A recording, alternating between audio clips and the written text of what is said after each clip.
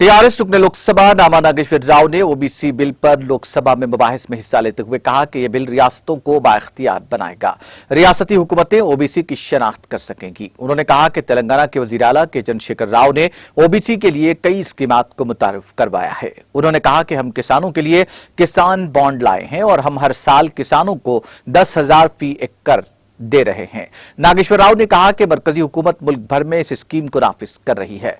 ताहम उन्होंने कहा कि तेलंगाना हुकूमत ने हाल ही में दलितों के लिए दलित बंधु स्कीम मुतारिफ करवाई है। उन्होंने कहा कि हर कोई पार्लियामेंट में ओबीसी और दलितों के लिए बात कर रहा है, जबकि तेलंगाना हुकूमत ने स्कीम के तहत दलित खानदानों को 10 लाख रुपए फराहम कर रही है और उस पर बाज़ाब्ता तौर पर अमलावरी का आगाज हो गया है। इस मौके पर टीआरएस रुकने पार्लियामेंट ने मरकज से कहा कि वह दलित बंधु स्कीम को मुल्क भर में नाफिज करे। उन्होंने कहा कि यह स्कीम रियासत तेलंगाना में पहले ही शुरू हो चुकी है।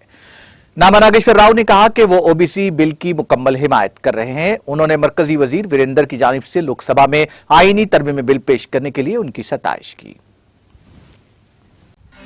नाज़रीन, हमारे टीटीवी न्यूज़ को सब्सक्राइब करिए, बेल आइकॉन को प्रेस करिए, शेयर करिए और लाइक करना ना भूलें। और किसी एडवर्टाइजमेंट से मुताल्लिक़ जानकारी के लिए हमारे इस नंबर पर कॉन्टैक्ट कीजिए। हमारा नंबर है 9550102020।